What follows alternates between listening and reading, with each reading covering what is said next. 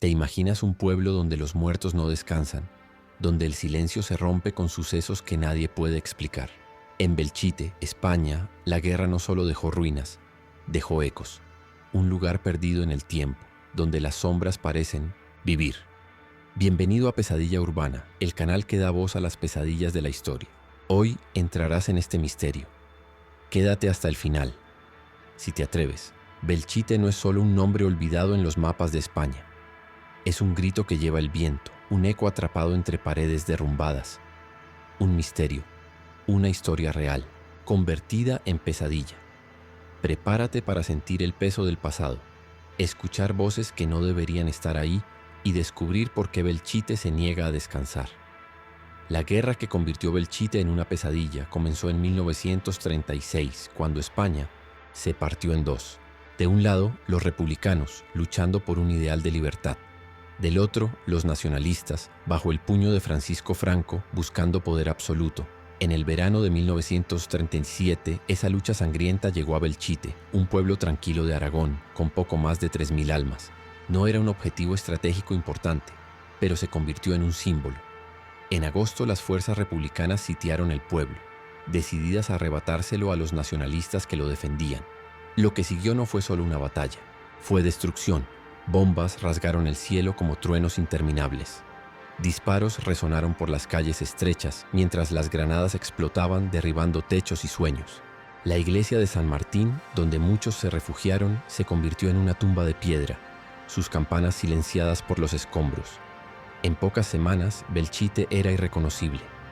Cuerpos yacían entre las ruinas, el olor a pólvora mezclado con el de la muerte.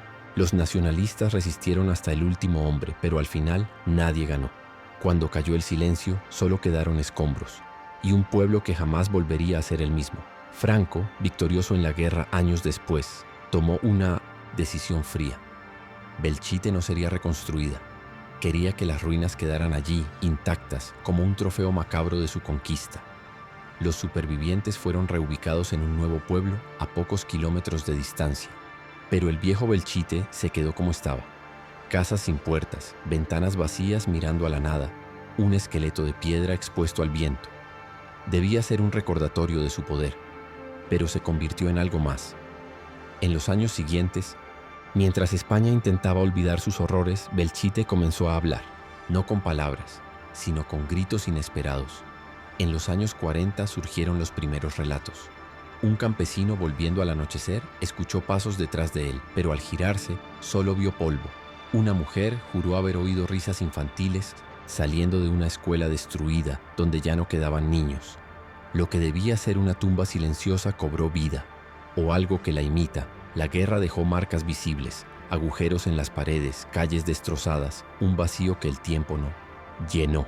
Pero también dejó huellas que los ojos no ven. Belchite ya no era solo un lugar de memoria. Era un escenario donde el pasado se negaba a irse, donde los muertos quedaron atrapados. Y así nacieron las historias. Historias que convirtieron ruinas en pesadillas. Las historias que transforman Belchite en una pesadilla no surgieron de la nada. Crecieron en el silencio de las ruinas, alimentadas por quienes osaron acercarse. En los años 50, cuando el pueblo ya era poco más que un esqueleto de piedra, comenzaron a circular los primeros testimonios. Un pastor, volviendo a casa al anochecer, se detuvo al escuchar pasos detrás de él. No eran botas sobre tierra firme, sino un arrastre lento, como si algo herido siguiera. Se giró esperando encontrar un animal perdido o un vecino escondido, pero solo vio vacío, solo polvo y sombras danzando en la penumbra. Juró no volver a pasar por allí después del atardecer. No tardaron en llegar más relatos. Una mujer recolectando hierbas cerca de las ruinas dijo haber escuchado risas de niños provenientes de la escuela destruida. Conocía esas paredes.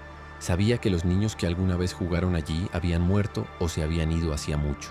Pero el sonido era claro, ligero, como si el viento llevara memorias. Cuando se giró, las risas cesaron, reemplazadas por un silencio tan pesado que le oprimió el pecho. Estas historias se extendieron, pero muchos las ignoraron, hasta que los hechos comenzaron a cambiar. En los años 60 los testimonios se volvieron más oscuros. Un grupo de jóvenes, desafiando las advertencias, entró en las ruinas a medianoche. Querían demostrar que todo era invención, que Belchite era solo un montón de piedras. Pero lo que encontraron los hizo huir. Uno de ellos, el más valiente, dijo haber sentido el aire espeso, como si respirara humo. Otro juró haber visto figuras con uniformes rotos, inmóviles entre los escombros, mirándolos con ojos que no parpadeaban.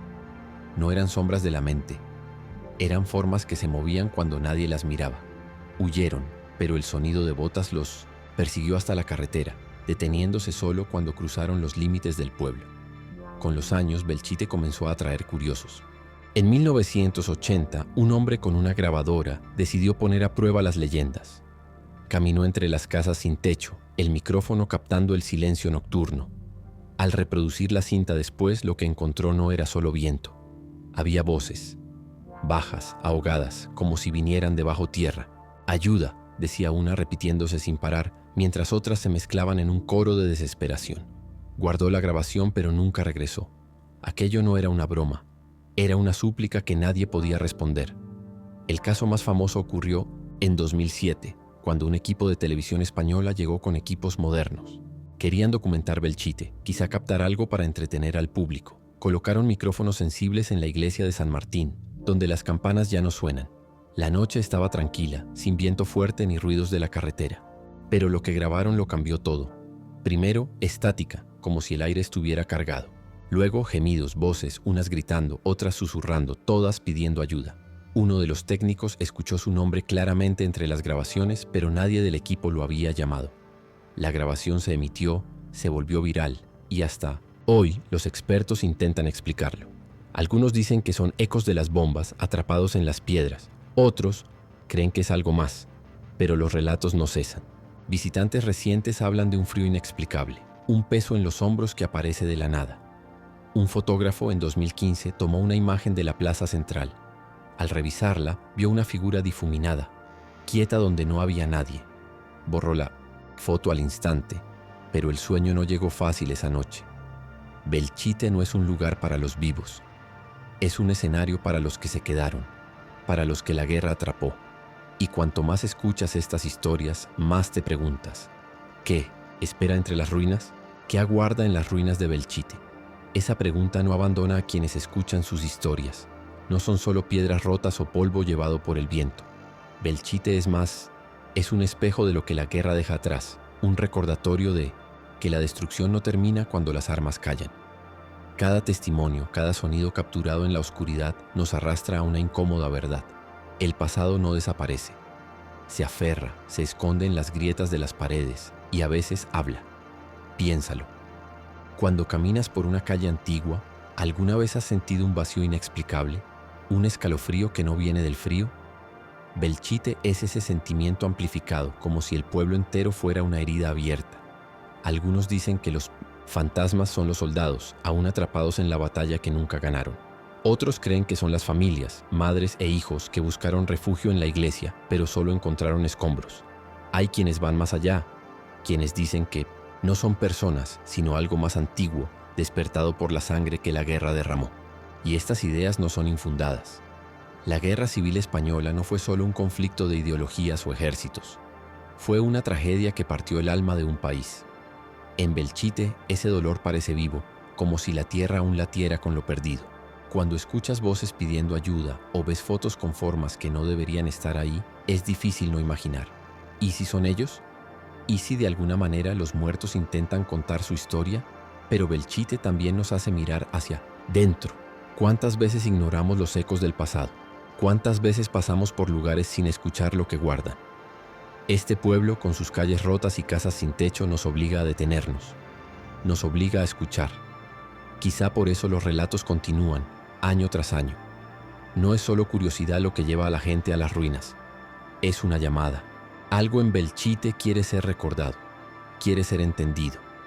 Y tú, escuchando esto ahora, ¿qué sientes? ¿Has estado en un lugar que parecía cargado, donde el silencio era más fuerte que cualquier sonido? ¿Has mirado a una sombra y por un segundo creíste que te devolvía la mirada? Belchite nos recuerda que la historia no es solo lo que leemos en libros. Vive, respira y a veces susurra. La pregunta no es solo qué pasó allí, es qué sigue pasando. Porque si las ruinas de Belchite hablan, ¿estamos listos para escuchar? ¿Estamos listos para escuchar? Quizá Belchite no nos dé opción. Hoy, el pueblo es un lugar de silencio para quienes pasan rápido, tomando fotos bajo el sol, caminando entre escombros como si fuera un museo. Pero de noche, cuando las luces del nuevo Belchite se apagan y el viento corta las ruinas, el silencio cambia, se vuelve algo vivo, algo que observa. Los que se aventuran después del anochecer dicen que no es solo frío lo que sienten, es un peso, como si ojos invisibles los siguieran, como si el aire llevara más que polvo. Algunos juran que las sombras se mueven, no como juegos de luz o efectos de una mente cansada, sino como formas que se deslizan entre paredes derruidas. Un turista, hace pocos años, se detuvo cerca de la iglesia de San Martín. Quería escuchar el silencio, demostrar que las historias eran solo eso, historias. Pero lo que ocurrió fue distinto. Pasos lentos acercándose por detrás, cada vez más cerca. Se giró esperando encontrar a alguien jugando con las sombras. Nada, solo las ruinas extendiéndose.